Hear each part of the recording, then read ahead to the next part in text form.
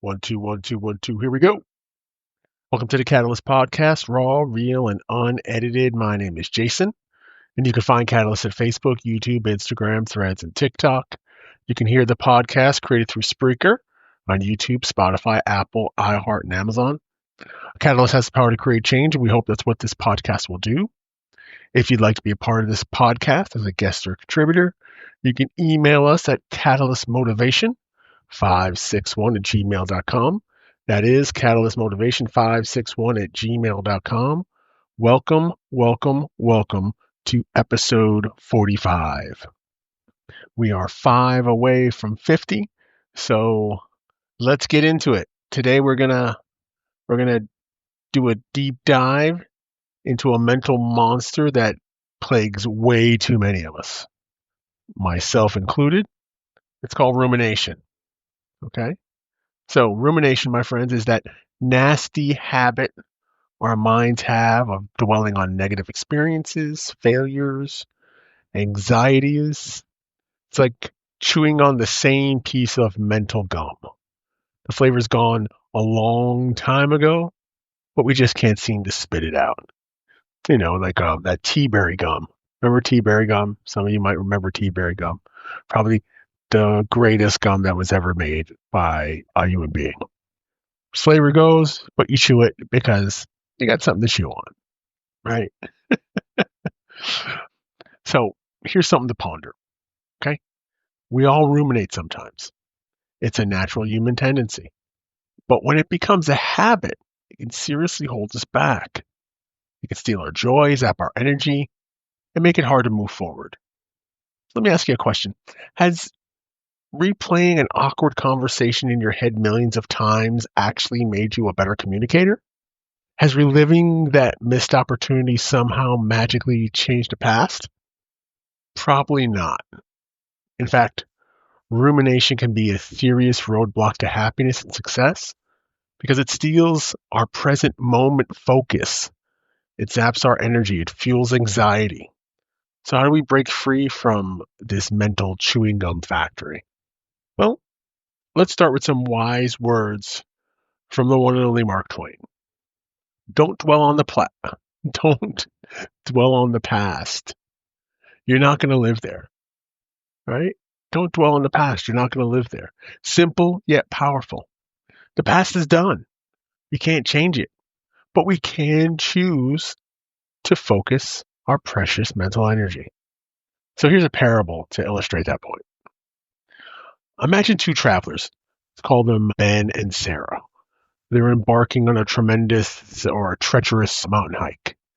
The path is steep, the air is thin, and the journey is far from easy.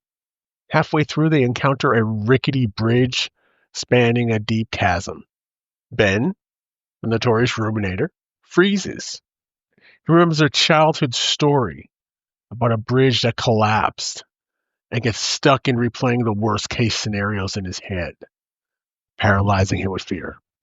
Sarah, on the other hand, takes a deep breath, acknowledges the potential danger, but chooses to focus on the present moment.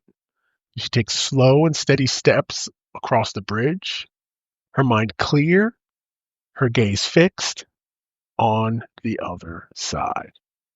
So, who reaches the summit?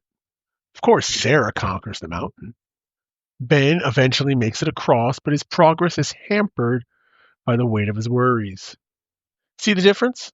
Rumination holds us back, while present moment focus empowers us to move forward. All right, so how do we become more like Sarah and less like Ben? Here's some battle-tested strategies to silence that inner critic and reclaim your mental peace. All right, we've got a few of them here, so let's start off with number 1. It's always the best place to start.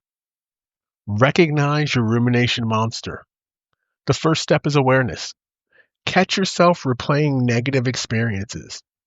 Notice the physical sensations, tightness in the chest, shallow breathing.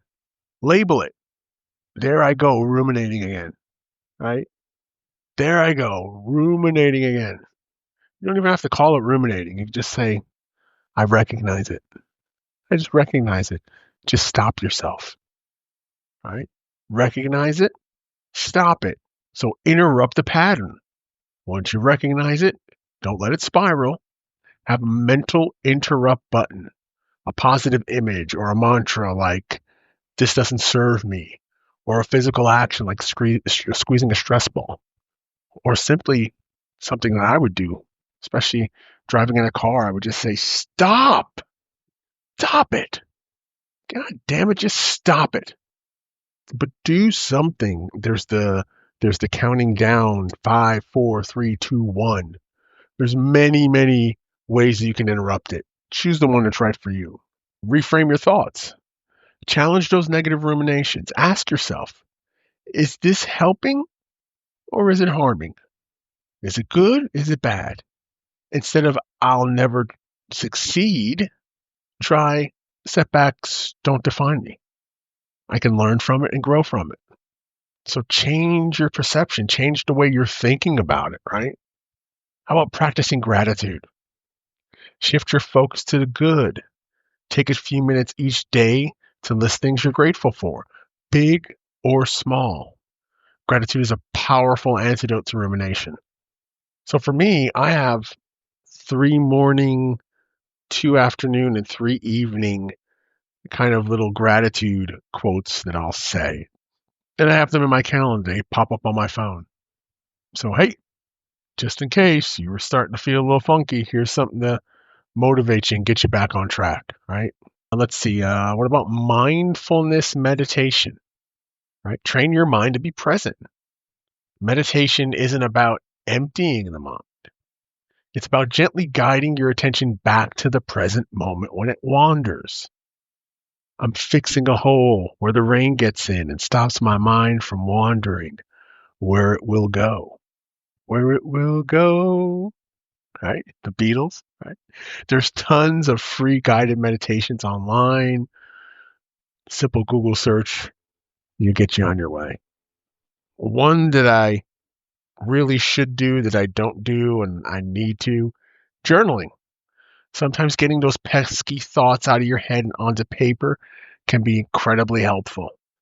Write down your worries, then challenge them or brainstorm solutions. Got 2 more here. This is a big one. Live in the present. Engage your senses. Savor the taste of your coffee.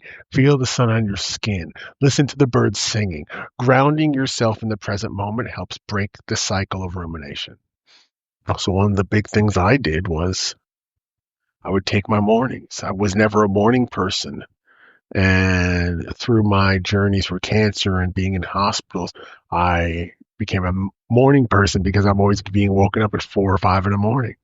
And my complete physical clock, my internal clock changed. Having those mornings and being present with myself, whether it's just walking through the neighborhood or walking on the beach, watching the world wake up and just being there, listening to the waves, listening to the birds, feeling the sand on my feet, the mist, just being there. So very incredibly helpful. You don't have to be at a beach. You can walk the neighborhood like I do, or go into a gym and sit on a treadmill with your headphones. Just be there in that moment.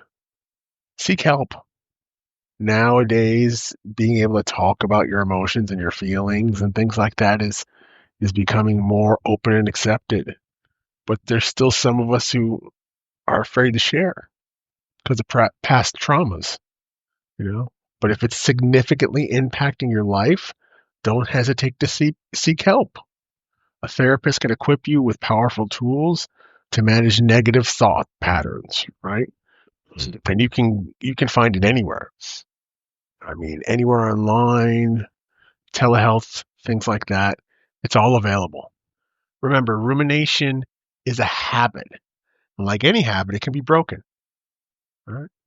So with that being said, I want to thank you so much for listening to the Catalyst Podcast. Raw, real, and unedited. My name is Jason, and you can find Catalyst at Facebook, YouTube, Instagram, Threads, and TikTok. You can hear the podcast created through Spreaker on YouTube, Spotify, Apple, iHeart, in Amazon. A catalyst has the power to create change, and we hope that's what this podcast will do. So if you do have it in you and would like to be a guest or a contributor or even a sponsor, love to get a sponsor. You can email us here at catalystmotivation561@gmail.com. Thank you, thank you, thank you, thank you, thank you. I cannot thank you guys enough. Appreciate you for each and every one of you who have been tuning in and are starting to find this small little space of guerrilla podcasting. No front end and back end music beds, no quick editing. It's just all one shot. However it comes out is however it comes out. And we appreciate you. We appreciate you so much. Thank you so much for listening to episode 45 about rumination. We will see you next time for episode 46 of the Catalyst podcast on our way to 50. Thank you so much for listening. Go be great.